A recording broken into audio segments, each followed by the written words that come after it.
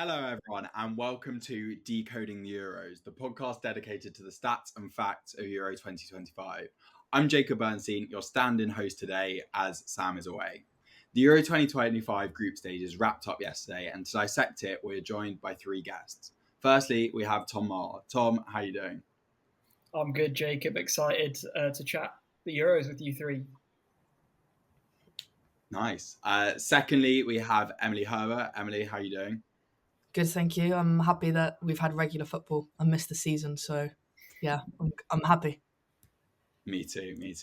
And thirdly, we have had someone who has been very busy with Fantasy Women's Euros. It's Izzy Duddy. Izzy, how are you doing? I'm relieved to have 2 days off, seeing every single goal and disallowed goal. Yeah, there's been a lot. It's been 12 days of non-stop football. We've had 24 matches, 2,160 minutes of football, and 89 goals to watch. In Group A, Norway topped the group with 3 wins from 3, and host Switzerland sealed second place with a last-minute equaliser against Finland on the final match day. In Group B, Spain cruised the group, scoring 14 goals in 3 games, and they were followed by Italy in second. In Group C, it was dominance from Germany and Sweden, but it was Sweden who came out on top, beating Germany 4-1 on the final match day. And finally, in Group D, France won all 3 of their group games and were joined by England, who, after losing to France on match day 1, bounced back with 2 wins. They scored 10 goals in 2 games. Now, let's have a look at the group stages in more detail. So, Tom, I'll start with you. My question is, what have you made of the group stages so far, and which teams and which players have impressed you? Yeah, thanks, Jacob. I've absolutely loved it, to be honest. I mean, who couldn't? It's just, like all those numbers you were mentioning there, it's just what's not to like. And I know that the football has been the best side of things, but I will just mention one other number, that the group stage is the most attended in his tournament's history. 461,000, and that's 100,000 more than Euro 2022, which is incredible, really, considering how the stadiums obviously don't have as high capacity as some of those in 2022. So, and I think leading on from that point, Switzerland have been such great hosts, and they're kind of the first team that I've really enjoyed watching. They've been a lot of fun.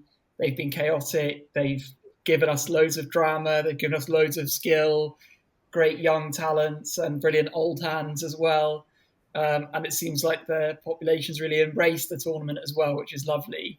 I think if we're talking the teams that have impressed me, like the teams at the top end of the tournament that have impressed me, I think Spain have obviously been so good. They've been the best side so far. I think not far behind them, Sweden and France have been probably the next most convincing, those 3. And then probably England not too far after, since they bounced back after that tough result on match day 1. Obviously, as I mentioned, I really enjoyed watching Switzerland, and also teams that aren't proceeding to the next round. Poland and Finland have been a lot of fun. I've really enjoyed watching them too. If I'm going through players, then I'd say Leah Volti, Geraldine Reuteler have had great tournaments. It's great to see the host nation do so well, getting out of the group in the European Championships for the first time, something that their men's team weren't able to do when they hosted the tournament in 2008. And other players who stood out to me, Uwe Brand, Clara Buhl, Kosfari Aslani, Johanna Ritten-Kanerud, Cecilia Salvi, Delphine Cascarino, Lauren James, Ella Toon, Patrick Guijaro, any number of Spanish players. But I think above all else, all other players, and I'm sure 3 of you will agree with me on this, Alexia Putellas has been inexplicably good. She's obviously just itching to play European Championships again after missing the last one, when she seemed like then that she was at the peak of her powers, and she got injured just before the last one. But surely this is the peak of her powers. I was just looking on SofaScore at her ratings for the Euros so far, and she's got an average of 9.4 out of 10. And she got a 10 out of 10 against Belgium. There's only been one other 10 out of 10 by SofaScore this competition, and that was Sina Goltze against Iceland. So, certainly really impressive. And she's been the player of the tournament for me so far. But Yeah, and then just going back to some eliminated players, I think Sari Keys, Lisa Litchfus were really good for Belgium, and Una Siren, Jess Fishlock, and a number of Polish players as well, which I think Izzy will tell us more about later. But yeah, that would be me. That would be my assessment of it so far. Yeah, I think there's some really interesting things that you said there. I quite liked how you touched on some of the eliminated nations. I think it was great to watch Wales, although they were obviously in the group of death, to see that Jess Fishlock goal against France. It was a special moment, albeit they ended up losing the game and they ended up losing all of their games. And also Finland as well. I was really impressed by Finland, and I thought they really held their own in the tournament and were very unlucky not to progress, only for an 89th minute Switzerland equaliser in the final match day. I'm really glad you picked out Clara Buell as one of the players that you were impressed with, because whilst the stats may not kind of favour her, she's actually not got any goal contributions. She's been desperately unlucky, and she probably deserves to have some goal contributions. She's had 0.8 xg, but she's had 1.8 expected assists. I think there was one chance in, I think it was Germany's first game, where she crossed the ball, and I think it was Sherka Nusken missed a header that was worth like 0.6 xg or something. I remember that. Yeah, I think because sorry, Jacob. I was just going to say, because Leah Schuler's missed the most big chances of any player at the tournament with 5, so that might go some way towards why Clara Buell hasn't had more contributions. Yeah, completely. But yeah, obviously the shining light of the tournament so far has to be Alexia Putellas. 3 goals and 4 assists. That's 7 goal contributions in 3 games. She's just been a star in Spain's 3 very convincing wins. Emily, I'll come to you next. Who have you been impressed with, both team-wise and player-wise? Yeah, I think individual-wise, I think there's no debating that Alexia Putellas is the standout one in all of the group stages, with the reasons that you've outlined. I think Lauren James as well, obviously, with her potentially not even being fit on the plane and then coming and just shining, and the way she can, I don't know, it's like a magnet at her feet with the ball. It's just incredible. And then as soon as she gets it on the left foot and she strikes it, it's going in. Unbelievable player. I think probably she will one day win the Ballon d'Or, in my opinion. I think she's one of the best players in the world.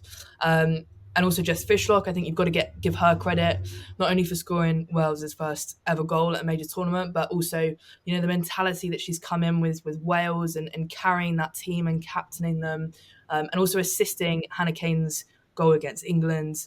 I think you've got to give her some credit as well in what probably is her last tournament as well with Wales. I don't know what she'll go on to do next, whether she'll carry on in domestic football or what, but unbelievable tournament she had.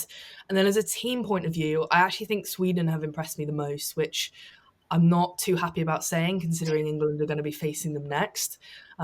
However, I think out of surprises, I think they've surprised me the most, because I didn't expect them to beat Germany so convincingly, winning all 3 of their games, beating 8-time winners in Germany to that top spot. I know Denmark caused them a few issues in their opening game, but they got over that quick with Poland and then that Germany win. I think in that team, obviously Johanna Rytting-Kaneryd, we know her from Chelsea, how rapid she is down that wing. And then obviously Stina Blackstenius, breaking the line and pushing the play up. And I think England are going to have to be so careful down those wings. I think Lucy Bronze and Alex Greenwood have really got their work cut out for them in, when is it, Thursday? Yeah, no, I'm glad you picked out Sweden. I think Sweden have been fantastic. Obviously, you kind of highlighted the attacking strengths that Sweden have, but actually, Sweden have been really good defensively as well. They're the only team in the competition to have kept 2 clean sheets. They only conceded 1 goal, which was obviously in that 4-1 win against Germany. And also one player that I'd like to shout out from Sweden is Kosovari Asllani, who's got 1 goal and 3 assists. Obviously of London City Lionesses. Just to bring it back to the WSL for a sec, it's obviously London City Lionesses have made quite a few big purchases over the summer, and I'm looking forward to watching her next season from a WSL perspective. Izzy, I'll come to you finally. Same question: which teams have you been impressed with, and which players have you been impressed with so far? Yeah, I think I don't have a lot to add to what you guys have said because I completely agree. I will say that what I found really nice about this tournament so far is that most teams have come out playing different to how I expect those teams to play, and I think each team has kind of shown a new side of their team, whether it's a slightly more disappointing side or a better side. I think it's not how I expected it would play out, and that's been really fun to watch. I think for me, Switzerland has been a real shock, actually. I've really enjoyed watching them, and I've not really seen them play the kind of football that they've been playing. I was really gutted when it came down to that Finland match because I've really liked Finland as well, and I really didn't know who to root for in that. I think Switzerland only edged it just because they were the hosts, and I thought, yeah, it's nice for them to go through. But Kosala from Finland, she's really impressed me, even though obviously she's gone out. Again, Wales and Poland, the sort of two underdogs. I think they held their own in the end, even though they both were drawn in really tough groups. And actually, it seems an obvious one, but Tunis really, really impressed me as well. I mean, she's had to go from kind of being the impact sub in the last tournament to kind of, her starting position wasn't completely nailed down, and she's absolutely proved why she's sort of in that role. And I'm just really happy for her, to be honest. I mean, we all know her story and sort of her struggles over the last season, so it's been really nice to see her play so well as well. So, yeah, I think Sweden, on the topic of Sweden, I think they're just astounding. Like, I actually love watching them, and it's really hard for me. I was begging for us to get drawn against Germany because I was just like, Sweden are just looking like they could go on and win it. And actually, if they did, I wouldn't be too mad about it. Let Stina Blackstenius have her Champions League and her European Championships. She deserves it. So, yeah, I think for me, those are kind of the standouts that stick. Yeah, no, I'm glad you mentioned Switzerland because I think Switzerland. It's nice to kind of shine the light on some of the nations that aren't maybe the biggest nations, and obviously Switzerland as the hosts have been very impressive. I actually thought they were really unlucky in match day 1 against Norway when they lost 2-1. Yeah, I thought they were unlucky in that game. It's interesting because I don't think Norway were entirely convincing in all 3 of their games, but they ended up winning all 3. There was obviously that crazy game against Iceland where Norway were already top of the group anyway, but won 4-3, I think it was, on the final match day. I just want to shout out one player who I don't think's got a mention yet, which is Esther Gonzalez, because obviously she is the current top scorer in the competition. She has got 4 goals from 3.3 xG, and she's actually scored in all 3 group games. I think, just from my perspective, I don't think it was 100% clear that she was going to start for Spain. They obviously have such an array of talent. It could have been Salma Paruello who started up front. They could have shifted a lot of their front line around. But no, Esther Gonzalez has been clinical, and she obviously didn't start the final group game, but was still very impressive. Obviously, you have all mentioned Sweden. Let's turn our attention to Sweden's opponents in the quarterfinal, which are England. An interesting group stage from England, who started off with a really disappointing 2-1 loss to France in match day 1, but bounced back with 2 huge wins, 4-0 against the Netherlands and 6-1 against Wales, to secure second place in the group. England had 8 different scorers in 3 different games. They were the joint second top goal scorers and accumulated the most XG out of any team in the competition. It might be quite hard to pick out a kind of key player from England just because we've had so many different goal scorers. But I'll come to Emily first. Emily, what have you made of England's group stage, and who have been the standout players? Yeah, I've enjoyed England's group stage. I think with the France game, obviously, it's an opener, and you could argue that they need to be there from the offset. But it was an opener against a really tough team, and I think they were really physical, and I didn't think England were ready for that. I think it shocked them a bit. Obviously, they spurred into life in the next few games, and the Netherlands. I was quite nervous for the Netherlands. I didn't think we'd get a result like that. I'm glad that we did, obviously. But yeah, we started to play a bit more free-flowing football. We started to dictate the play a bit more, which against France we obviously didn't. We were very on the back foot. They had a lot more of the possession. I know, Izzy, you've already mentioned her, but Ella Toone, I think, has been unbelievable in these group stages. And obviously, going back to Lauren James as well, I just think she's unplayable. Like, you have to have her on the pitch. No player seems to, can get anywhere near her. I think, obviously, the question is the starting 11, and I know Wiegman was criticised for the setup in that opening defeat. James in that number 10 role, she didn't seem to do too well, and now obviously Ella Toone has come in and taken that, and I think she does a better job. I do wonder, I do worry a little bit about Jess Carter. I know she played on the left back in the opening game, and her and Greenwood have switched now in the previous 2 games, and it seems to work better. I do worry with Sweden. I know I mentioned it, the wing play, whether they'll be able to keep up with that and whether they'll be able to slip through the lines and put in a few dangerous crosses in that way. But yeah, we'll have to see, I guess. Yeah, I think you shone a really interesting light on those 2 tactical changes that were we started with kind of Carter at left back, and obviously Beth Mead started the first game as a right winger. Yeah. And I really like that tactical switch where James went to the right, Toone came into that number 10 position.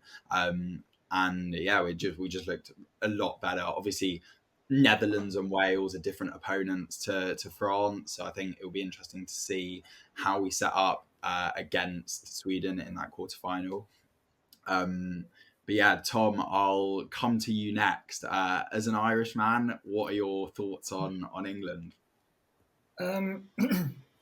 Yeah, I've been impressed. Obviously, the first game didn't go to plan, and France were really impressive.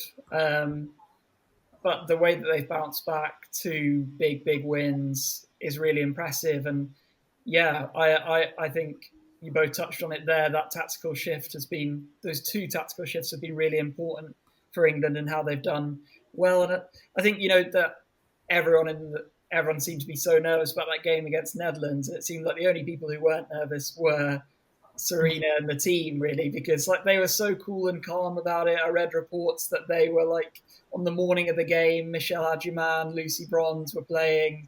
Were they playing? They were completing a jigsaw puzzle together and everyone's freaking out at home, and they're just have a jigsaw puzzle playing Monopoly Deal. They're not fussed about this stuff. They know what they've got to do. They know they have the talent to do it. And they've just been really smart about things as well. Like I saw in the warm-up in that game, Greenwood and Leah Williamson were warming up together. And that's just, it's a small thing, but it's if they were anticipating Greenwood to be out on the left, they might have seen that warm-up and be like, oh, maybe they are going to be a centre-back partnership again. And then obviously the first minute starts and Greenwood goes out to the left, and then, it's just another thing to confuse Netherlands. And they tried to take advantage of it with Chastity Grant out on that wing. I tried to take advantage of the wings, and it ended up taking away more from them than it exploited England's weaknesses. So I thought that was really smart from England. And yeah, I just think the squad's been really good as well. You've seen Michelle Adjuman come on, make an impact. Aggie Beaver-Jones come on, score her first goal. She was really good last night. And then as well, I wanted to give a special shout out as well to Beth Mead, because, she came, it must be disappointing when they lost that game, the opener, and her coming off. And, obviously then your replacement at right wing does so well, is as one of the performances of the tournament so far in Lauren James, and for her to then come off the bench and get a goal and assist. And, I think it's hard to underestimate how much of a legend Beth Mead is, really. I mean, she's close to being, she's in the top 5 or 6, I think, for goals at a European Championships of all time.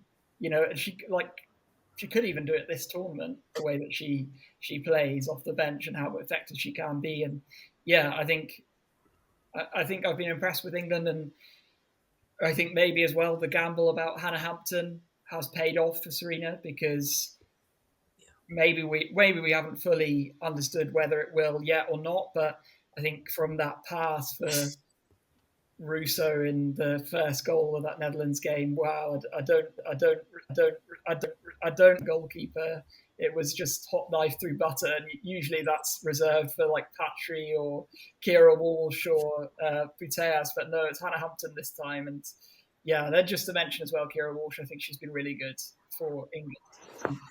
Yeah, I don't know if they've been. I think maybe Lauren James having such a presence in the team has maybe taken a bit of the eye off Kira Walsh, allowed her to have a bit more of the control that she's had at the Euros in the past. Because I think a difficulty for England has been how do you build up, how do you, like in the last few years since that Euros win, how do you build up, how do you break down a team when the team marks Kira Walsh out of the game? And it seems like the answer is quite simple, and it's Lauren James. I'm starting to realise that Lauren James is the answer to a lot of things for England, and I think Serena might be as well.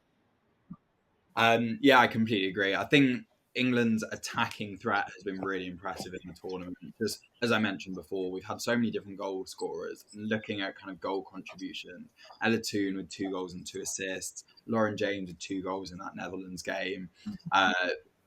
Alessia Russo was so unlucky with goal scoring. She obviously had a goal disallowed against France, goal disallowed against the Netherlands, and it just looked like it wasn't really landing. She did obviously get 3 assists in that Netherlands game, and then finally she was rewarded for her goal in the Wales game. It was almost too hard to miss. She was in front of goal, took a touch to make sure, and scored. And yeah, Tom, I completely agree with your point about like strength in depth, like being able to bring on Beth Mead, Chloe Kelly, Aggie Beaver-Jones, Grace Clinton, players like that over the course of the tournament. And it was quite refreshing yesterday to kind of bring off both Lauren Hemp and Ella Toone at half time, give them a bit of a rest and give minutes to some of those squad players. Izzy, I'm going to come to you next. I'm actually not going to ask you about England. I'm going to ask you about Poland. I think it was an interesting tournament for Poland, obviously in Group C with Denmark, Germany and Sweden. Obviously, it was almost unfortunate how the fixtures kind of started for Poland with their first 2 games being against Germany and Sweden, losing 3-0 to Sweden and losing 2-0 to Germany. But then on final match day in a thriller, winning 3-2 against Denmark. It was a dead rubber in the end, as both Poland and Denmark were out at the time, but it's great to see kind of the spirited performance of Poland. Izzy, what have you made of Poland's tournament and that win against Denmark? I have to say it's been distinctly Polish. There's a very sort of underdog mentality that the Poles have of like, we will overcome everything. It's actually in their national anthem. Like they talk about Napoleon, they talk about marching from Italy to Poland. It's very much their kind of attitude, and I think they kind of came into the tournament sort of knowing that this was not a group they were going to get out of, but actually they just kind of wanted to bring their best. So from that respect, I think it's been really nice. I mean, personally, I am Polish, and I can't say I know a lot about the Polish team before this tournament. I've seen them play a few games, like against Switzerland and things like that, and nothing's ever stuck with me. Obviously, we know about Eva Pajor and what she can do at Barcelona. She's actually not shone in the way that she usually does, and in a sense, I think that's been quite nice to see others like Padilla Bidas get on the score sheet. I think defensively they've been excellent in that Germany game. Like, any other team, when you look at the rankings on paper, that should have been 4-0 at half time. But I think Poland were really excellent defensively. Sylwia Matysiak, she's been fantastic, and Tomaszak as well. I think, they will build on that, and the fact that they had such a dream finish for them as well, I think is really, really, really positive. the fans came out. That I was not expecting that either. I hadn't heard of anyone going out to support Poland, but you could hear it in that final game, all the fans shouting Polska, Polska, and Eva getting her goal finally.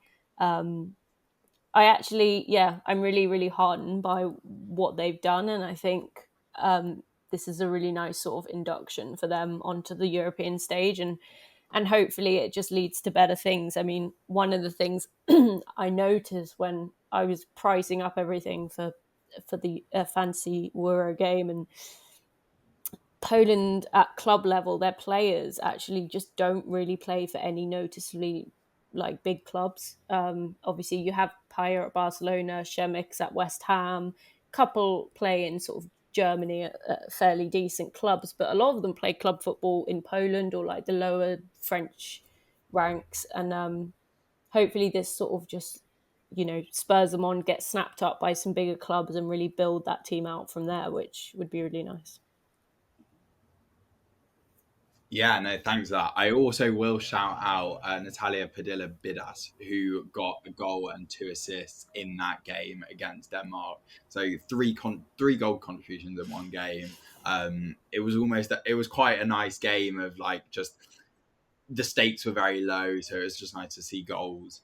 But yeah, let's turn our attention to the quarterfinals. It is currently Monday evening when we're recording this, so this is the first day in a week and a half where there's been no football.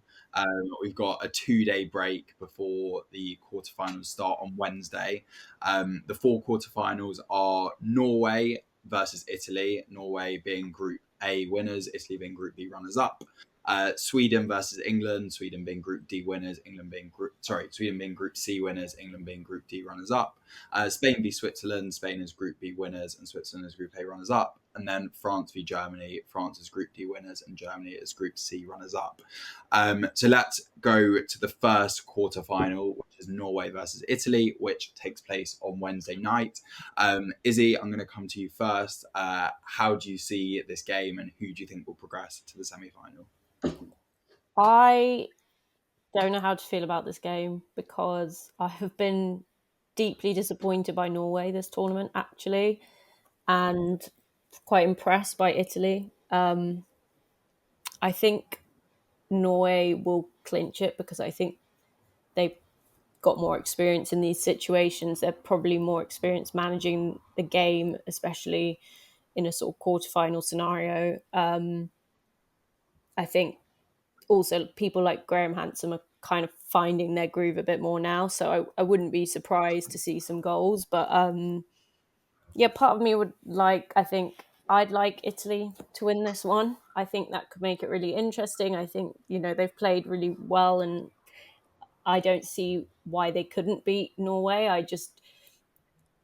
Part of me feels like, I think someone said earlier, Norway were very lucky to top the group, given that they didn't really put on a convincing display in any of their games. And, I feel like this might be slightly another version of that, to be honest. So yeah, I'm interested to see how it will go down, but I'm hoping the Italians give them a good run for their money, because I think if they do, it could be a really interesting game. Yeah, agreed. Tom, I'll go to you. What do you reckon from the Norway-Italy game?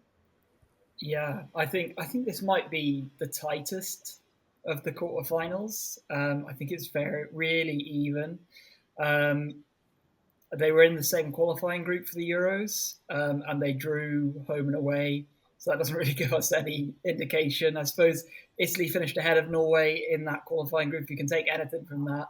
They've actually met 7 times at the Euros before, which is quite surprising, but they haven't met since 2005, so 20 years ago. Norway won 5 of those games. They've drawn once, and Italy won once. I mean, obviously, because it was 20 years ago, there's not a huge amount you can take from those games, but it's an interesting context to put it into. I think Izzy summed up Norway really well, and Italy. That was very much my thinking on both those sides. I think it'd be interesting to see, because I think Norway's have probably looked the most free-flowing going forwards.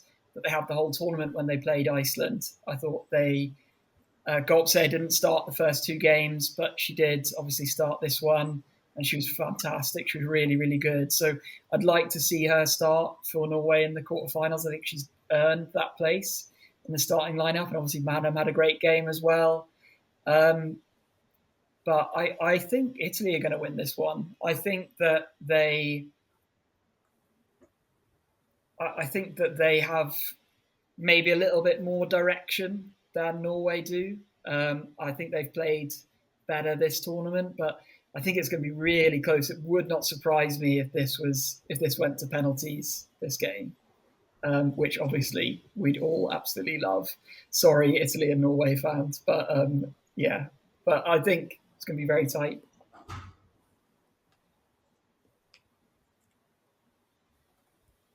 And finally, Emily, what do you think from the Norway-Italy game? I think that there's going to be a lot of goals in this one. This is the game I'm actually going to see out in Switzerland, so I'm hoping for a lot of goals. But we'll obviously have to see. I think, just to reiterate what everyone said, obviously, Norway, you've got a lot of individual talent like, Reiten, Engen, Mornum, Graham Hansen, but it doesn't seem to have clicked this tournament. And I don't think it's clicked for a while. And I'm not sure why, or I don't know enough about them to, know how to fix that. But I mean, I think that's where Italy can capitalise. And we know they've got the goal scorers that can produce like magical moments like Giurelli did, potentially, one of the goals of the tournament. And Italy will be underdogs, and I think they really thrive off of that. And I think we said it before that they're dark horses in this tournament. And I think they'll go into the game with, full of confidence and ambition that they can get to the semis. Yeah. So the second quarterfinal is Sweden versus England, which takes place on Thursday. I think it's very interesting how the tournament ended up kind of panning out, because the winner of Norway versus Italy plays the winner of Sweden versus England, and the winner of Switzerland versus Spain plays the winner of France versus Germany. So I feel like there's a very evident kind of stronger side of the tournament. And if England do get through this game against Sweden, which was obviously a tough game, but if they do, their path to the final suddenly looks quite strong. Tom, I'll come to you first. England versus Sweden, how do you see this one? I'm so excited for this game. I feel like this is the match between the two sides who've grown into the tournament the best. Obviously England had a tough first game, and even though Sweden beat Denmark, like we mentioned before, they weren't wholly convincing, and Denmark could have snatched something. But obviously, England now have 2 big wins. Sweden have now had 2 big wins. So it's really exciting. And I think Sweden obviously have such a good defence, and England having such a good attack at the moment. And there's like an extra bit of, interest in the fact that these are the 2 most represented WSL teams at the tournament. There's so much WSL talent, obviously in England's team, but also in Sweden. So that gives another level of interest because they know each other so well, and there's so many teammates that we come up against each other. I think it's probably what maybe Sweden fans won't want to hear is Serena Weigmann's knocked Sweden out of 3 of the past 4 major tournaments with her various teams. She knocked Sweden out in 2017 with the Netherlands when Sweden were under Pia Sundhage, and then she's obviously knocked Pia Hartson Sweden out of the World Cup in 2019 in the semi-final, and the same at the Euros in 2022 in the semi-final as well. But yeah, I suppose maybe more recently, Sweden have proved difficult opponents for England with those 2 draws in the qualifiers for the competition. So it is interesting. I think it's going to be a really good, exciting match. But I think maybe England's just the fact that England have been to 2 finals, they've got Serena Weigmann in charge, might just push them over. I think Serena Weigmann has the tactical leg up on Peter Gerhardsson, I think, and I think that'll come through. That my biggest concern for England would be how they manage I think maybe Emily touched on it earlier, those wide areas like managing Johanna Rytting-Kaneryd, again, like, because that's been a weakness for England and it's such a strength for Sweden, Fridolina Rolfö as well on the other side. Those kind of quick, speedy players who can get in behind. That was one of Sweden's great strengths, wing play. So if they can get any foothold in the game and they can break through the transitions, that's probably their biggest chance in this game. But I do see England winning this one.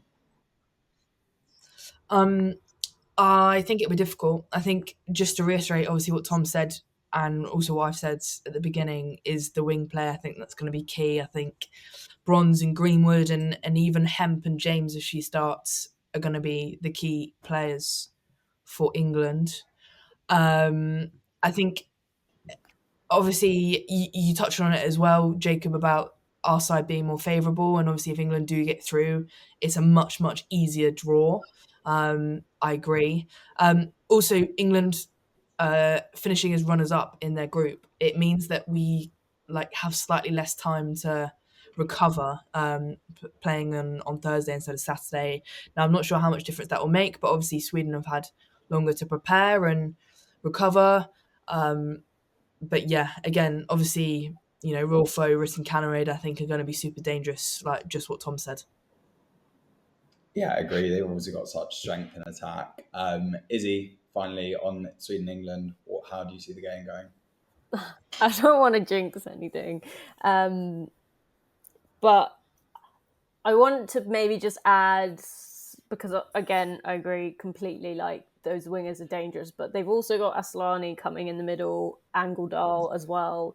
And like they can shoot from, outside the box. And no one's even mentioned Stina Blackstenius, which is just further proof of kind of, what Sweden have got in their arsenal, so to speak. And my only concern is that defensively we can kind of let those runners come in. And I think, Emily, you said about Jess Carter and having some concerns over her. I mean, I agree. I think she's played well. She's grown into it a bit more, but I would still have some concerns over that role. I think we're really missing Millie Bright, and I think Lucy Bronze and Alex Greenwood will know how to deal with those wingers because they've done it so many times in the WSL.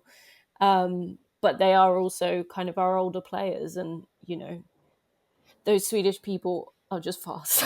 And so for me, I actually feel like Sweden have more momentum almost coming into this, and I think they're just looking completely ruthless right now. So from a sort of footballing aspect, I actually think I'd probably put my money on Sweden. The only the thing that gives me faith for England is that I think, like you sort of said, we've got Serena Wiegman in charge. She knows how to win these big games, but also what really reassured me after that France game is just the mental way we came back. And I think that's more of a mark of a champion than the football is. And it seems like the team really have that down. So I feel like if they can really lean into that, switch on to that, and just, play at the best that they can play, we definitely have a chance. But I couldn't see this going either way. And I can also, I hate to say, see it going down to penalties, at which point I have no idea what would happen. Izzy, I am going to slightly burst you and everyone else's bubble on Stina Blackstenius. While she did score 2 goals in the group stages, she is actually, as of the end of the group stages, the biggest XG underachiever in the group stages. She accumulated 3.5. But that's Stina Ball, Jacob. That is what she does. She underachieves until the moment that she needs to achieve, and that is when she is the most lethal. Classic. Sorry, I'm just classic Tom. The stats speak for themselves. Stina lives on another planet than stats. She doesn't do any of that. She's just doing her thing, and that's what I worry about. She's chaos, and we know it. Yeah, I do agree. Let's move on to the third quarterfinal. Perhaps the quarterfinal that's almost the least balanced.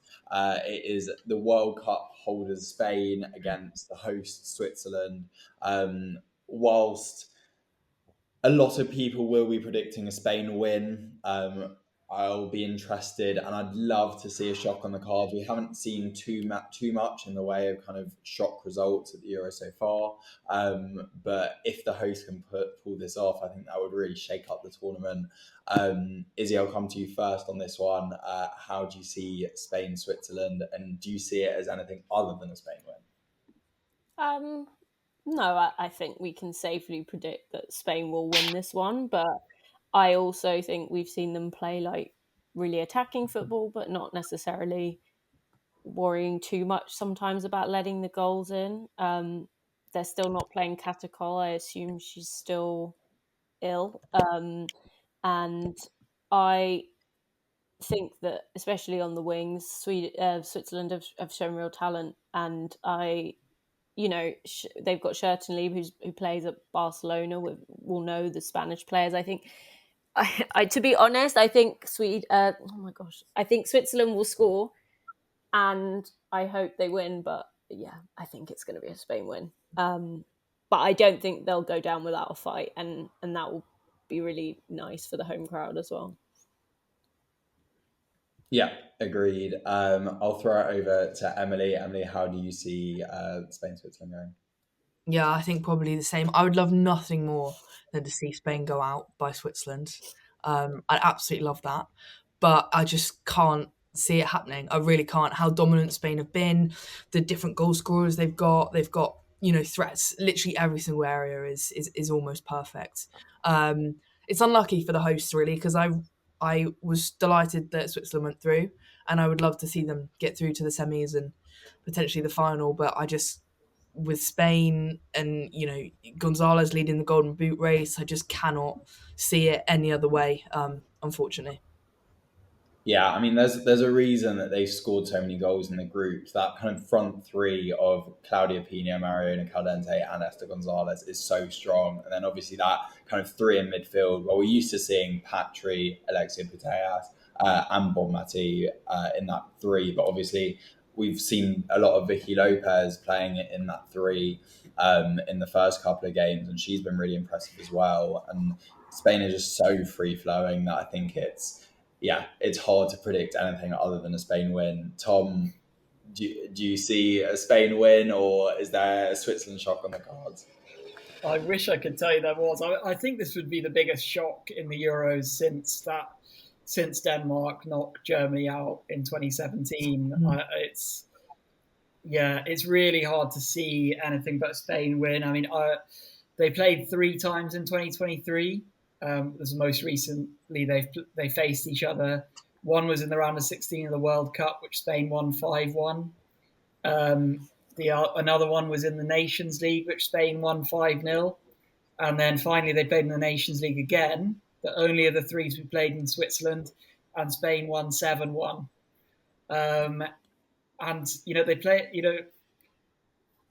They were so dominant that even a Spurs player scored, Jacob. Mateo Oroz got a goal that day. Sorry, Jacob, that was uncalled for. But I think that's what's really important for Switzerland is that they, obviously it goes without saying really, but that their goalkeeper, Olivia Peng, is really important in this match because, in that 7-1 defeat, Spain only had 8 shots on target and 7 of them went in. So I think, she's going to be vital to any chance they have. I mean, they're all going to have to play probably the best game they've ever played. But I think her especially, she's really going to be, because Spain like to take a pop shot from anywhere. They've got players who are so good they can score from anywhere. So, I think they've got to be, I think Olivia Peng, it's a big test for her. And I'm interested to see how she does as well, the new Chelsea goalkeeper. Yeah, exactly. I think I've been impressed with Olivia Peng so far. Interesting to see how she'll do for Chelsea next season if she gets a look in. The final quarterfinal, which takes place on Saturday evening, is a tough one to call. It is France versus Germany. France with a 3 out of 3 wins in the group stages. In Group D, Germany were looking very strong, winning their first 2 against Poland and Denmark, but then in what I thought was quite a surprise result, losing 4-1 to Sweden in their final game. I'm not sure how I'm not sure what that means for their quarterfinal, but yeah, I'll go to Emily first. How do you see France versus Germany? Because yeah, I think it could be a tight one, this one. Yeah, I think this probably, maybe apart from England, Sweden, maybe the quarterfinal of the round. Both teams are very physical, but if the Germany show up like they did against Sweden, then like it's all France. Like they'll win it by miles, I think. I'm not sure. I think maybe they'll have a reality check at Germany and think, we've got to up our game. I don't know what losing Gwyn has done for the team, losing their captain on the first game, whether that's affected them mentally and they haven't quite recovered that as a group from that. I don't know, but they need to, pick up their ideas pretty quick because France are a strong team. And for me, I'd put my money on France winning it by maybe a 2-goal margin. For some reason, I think there'll be a goal fest in this one. I just think the front 3 of both teams are so strong, and they've been really good in the tournament. I've been really impressed with Delphine Cascarino for France, especially. But the France front 3 of Cascarino, Sonia Baltimore, and Katoto, and then the Germany front 3 of Buell, Brand, and Schiller, it screams goals. Tom, do you see it as a goal fest, or am I going to eat my words? No, I think you're right, Jacob. I think you made a good point. France has been brilliant, but they haven't kept a clean sheet yet. And obviously Germany just conceded 4. And I think Emily made a good point a moment ago about Gwyn. They have missed her, and obviously they're going to miss her immediate replacement, Carlotta Vamsa, for this game because she's suspended now of getting a red card against Sweden. And we've seen what France can do if your fullbacks are having a tough time, or the kind of time they can give your fullbacks, the torrid time they can give your fullbacks with Cascarino and Baltimore on either side. And it's just Diani can come off the bench, Melvin Madog, it's an embarrassment of riches. So Sweden were able to exploit those areas against Germany. And I wouldn't bet against France being able to do the same. They've now won 11 matches in a row in 2025. They haven't even drawn a game in 2025, and I think they'll win this one too. My only kind of cautionary tale for France is their record against Germany, and feels a little bit, Germany have a little bit of something over France. They've met at major tournaments before, and France have never won. In 2015 at the World Cup, we'll remember that France opened that World Cup with a victory over England, just the same as the Euros. And who did they go out to in the quarterfinals? That'd be Germany in the quarterfinals. So they'll hope that there's no repeat of that this time. But, Germany also beat them 5-1 at Euro 2009, 3-0 at Euro 2005. And then, of course, they knocked them out of the last Euros in the semi-final. So I think it's almost more of a mental battle here for France than anything else, because I think they have the talent, they've got the players to win this game. It's just about their mentality of being able to get over the line against a team like Germany. And we've seen them they knocked Germany out of the Nations League. I know it's not quite the same. So let's see what they can do. Yeah, no, I think it's interesting to hear the head-to-head. Sometimes it's about playing the game, not the occasion, which is it's easy to say from our perspective, but obviously it's hard when you're in it. Izzy, finally, how do you see the Germany-France game going? Before the tournament, I called Germany as my chosen winners, and I would like to completely retract that statement because I am firmly for France in this instant. I think losing Gwyn, I think, has really impacted the team, and the fact that Vamsa now has that red card hanging over her as well. Like, I think they've lost their heads a little bit. And in terms of, teams, obviously they've had some convincing wins. They've had some good goals, but in terms of my expectations of Germany and what I know they can do, I've been really disappointed with Lea Schuller. I've been even, Clara Ball has been really good, and so has Eula Brown, but they can do so much better, and we've seen them do so much better before. And I just feel as a team, they have not quite shown up yet. So whether this is their sort of revenge match, maybe, I don't know. But yeah, from my perspective, they're a sort of team out of form, whereas France are kind of playing like I've never seen them play before. And for me, it just feels like it's got to be a France win, to be honest.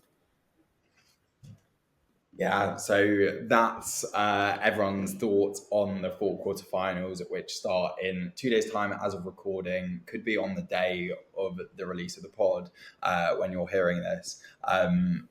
Whilst we are going to move on to the next section of the podcast, it's been a busy time in the life of Izzy Duddy for Fantasy Euros.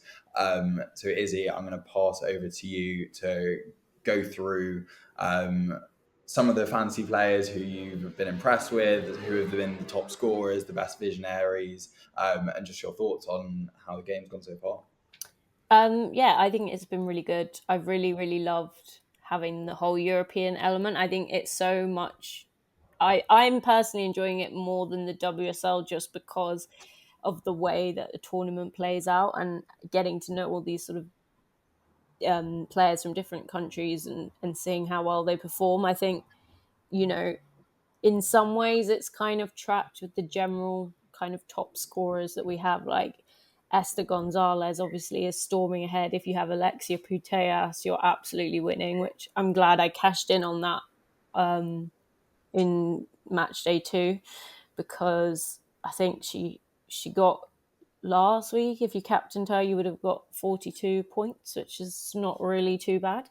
But also, having the visionary aspect as well has been really nice. It's really let players like Reuteler shine.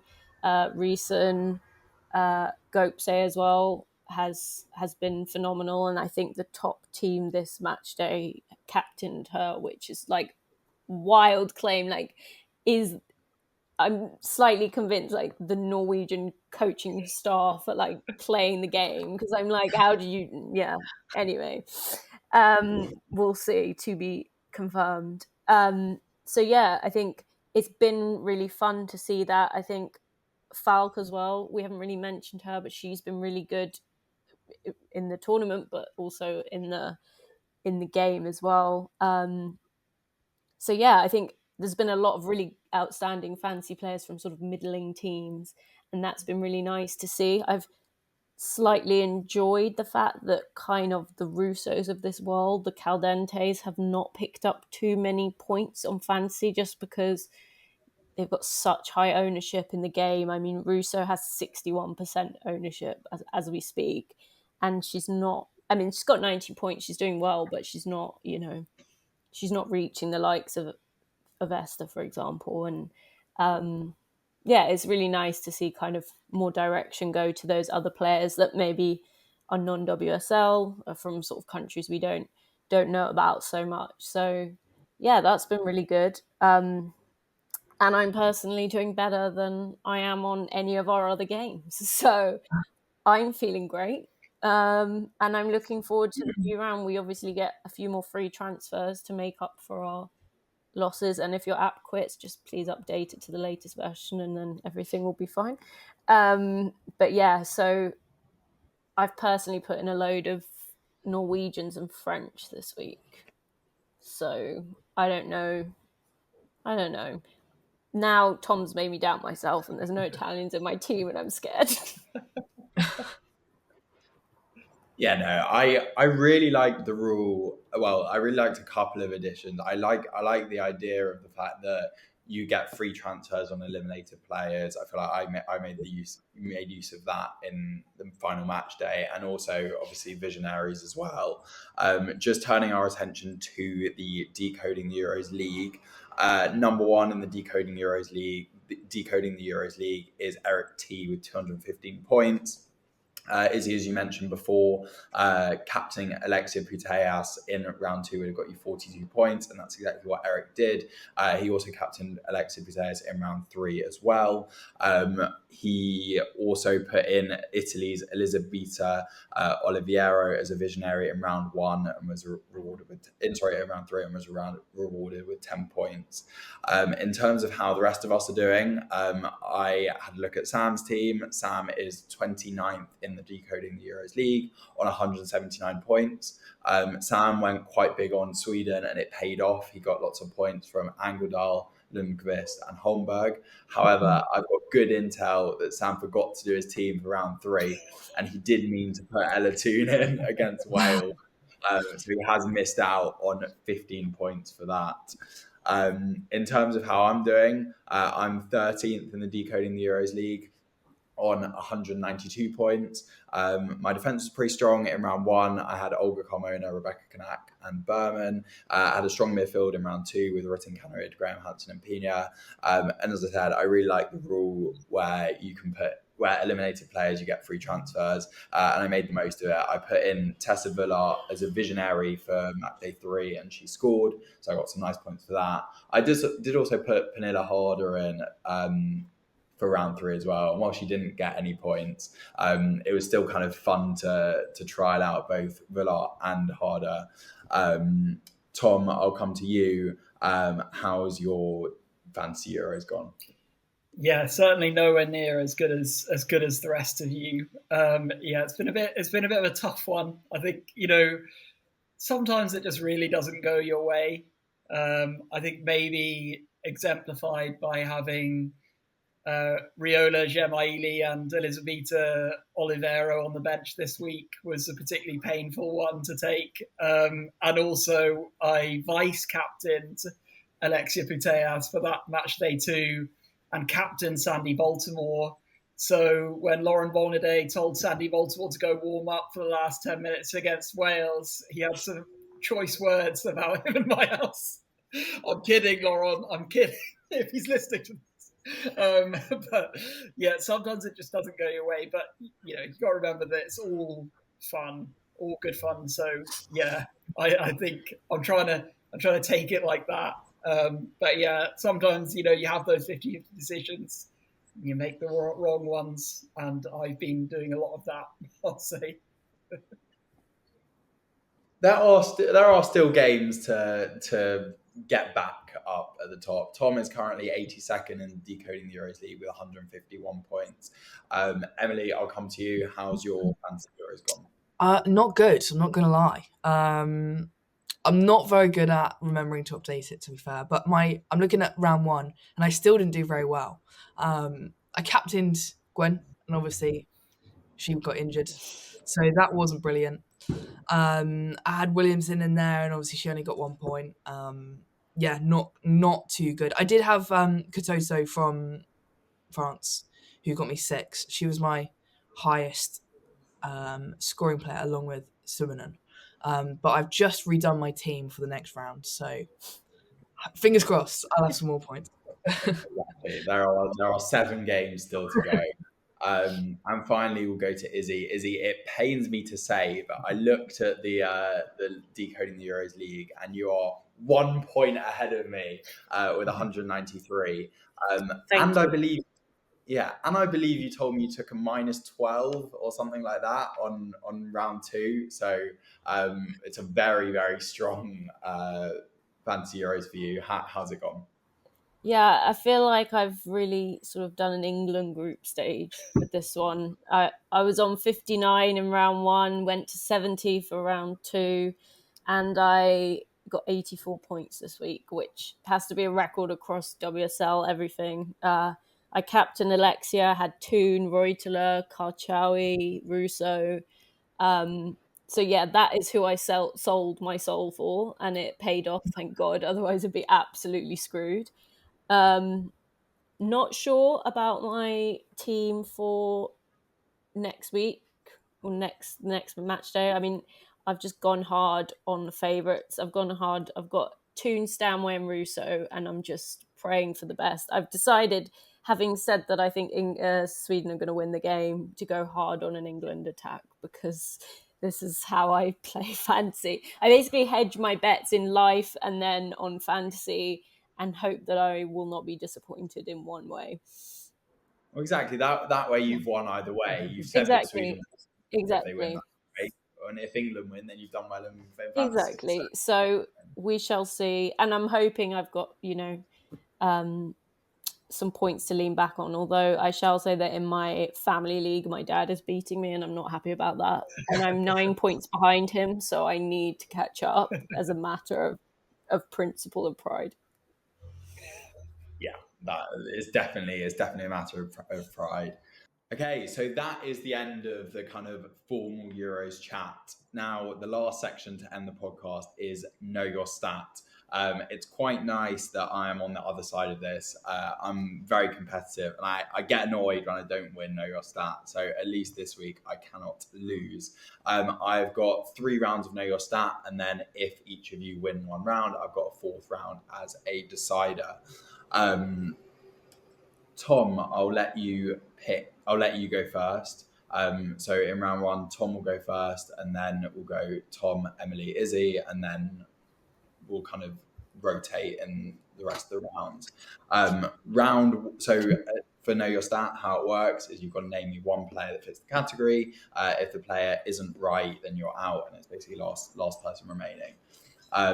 Tom, you go first. The category is players with over 0.8 XG at the Euros so far. There are 36 players that have got over 0.8 XG. Yeah. Okay. I'm going to say Marianne Katoto. Katoto is correct. She is 6th on 1.8 XG. I'll say Russo. Yes, Alessia Russo is 3rd with 2.4 XG.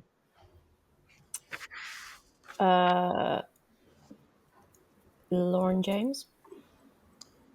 Lauren James is, 14th, 1.4 XG. Stina Blackstenius. Stina Blackstenius is number 1 with 3.5 XG. I'm going to say Girelli. Girelli is 11th with 1.5 XG. I'm going to go Aslani. Aslani is 26th, exactly on 0.8 XG. Katerina Kosela. Kosela is, just having a look. Kosela is not on my list. That is an incorrect answer. I'm going to say Lauren Hemp. Lauren Hemp is an incorrect answer, is also not on the list, which means, Izzy, it's to you. A correct answer wins you round 1 of Know Your Stats. Ella Toon. Ella Toon is also an incorrect answer. No way. This is Know Your Stat drama. Wow, I've never seen this. Oh, wait, sorry. Oh, my God. She's on the list. Sorry. Yes! I'm like, that's so Euros that VAR would come in and change the. Yeah, that actually was. I've got like a written list that I'm looking on. Sorry, Ella Toon is 7th with 1.6 XG. So Izzy takes the round. I apologise. I'm not as well versed as Sam as this, but that is round 1. It's fine. It was very in the spirit of things. Exactly. Well done, Izzy. Well done. Well, yeah, so that's round 1 to Izzy. Izzy, you need 1 more winning round to seal the win. Round 2, we'll start this round with Emily. Round 2, Izzy, this could be your round, actually. It's all to do with fantasy points. There are 34 players who have got 15 or more fantasy points. Emily, take it away. Wait, is this in all time? Since sorry, it's in this Euros game.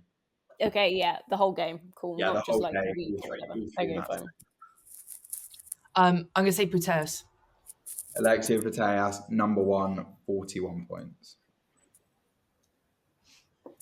I'm going to say Reuteler. Geraldine Reuteler is number 5 with 24 points.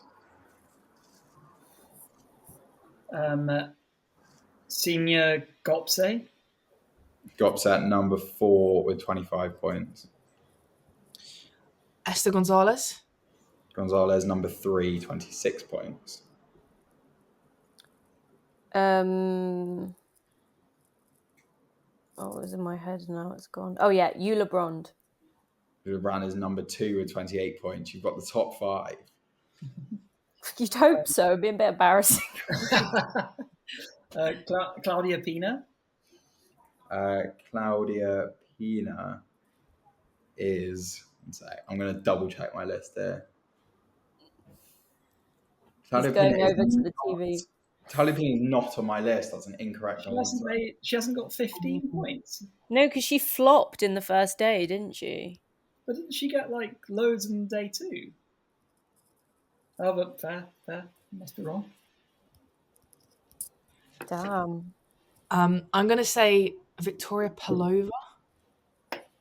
Victoria Pelova is an incorrect answer, which means, Izzy, you have to name one to win the whole thing. All right, Ella Toon. Ella Toon is correct. That's 23 points. Honestly, Toonie got me through this. Well done, I Izzy. dedicate my win to her. And that's 2-1 to Izzy. That's a very quick know your stat. I feel like I ruined it by being on the fantasy team. We will play the games. I feel like it was a fair round. We will play out the third round just for completion's sake. Round number 3 is we'll start with Izzy this time and then go Izzy, Tom, Emily. Round number 3 is, can you name me players that have got at least 1 assist at this Euros? That are 43. Caldente. Marina Caldente, number 12, 2 assists.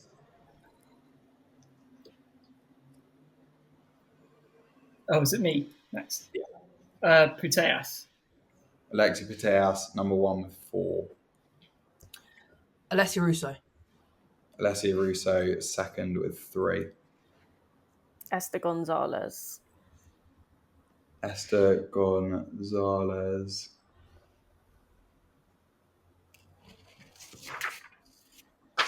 is...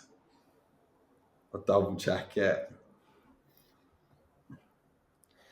Esther Gonzalez is not on my list. Has she only scored goals? I believe so. Oh my god! Now I know how the players feel when they're like waiting, like the ref goes over to the TV. Can't believe it. Fair enough. Beth Mead. Beth Mead got 1 assist. Lauren Hemp. Lauren Hemp got 1 assist. Kosulari Aslani. Aslani, yes, she's got 3 assists. Have we said Ella Toon? We haven't said Ella Toon. 2 assists. Evelina Sumanen. Simonen, 1 assist. Beaver Jones. Aggie Beaver Jones is not on my list. I think did she only score yesterday? I thought she assisted yesterday, but I might be wrong. Sorry. I'm so bad at this. She is on my list. I've got like a list of like 40 names. It's hard to like skim it. This is a great spectator sport, by the way. Yeah, off to Stockley Park for that one, Jacob. Yeah, we're going to again. Yes, Aggie Beaver Jones is correct. I'm going to say Claudia Pina. Come on, Claudia. Don't let me down twice. 2 assists.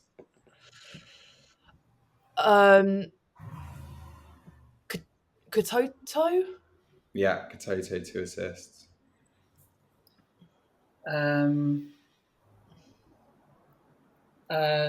Di Giuliano. Luca Di Giuliano. Yeah, Di Giuliano 1 assist.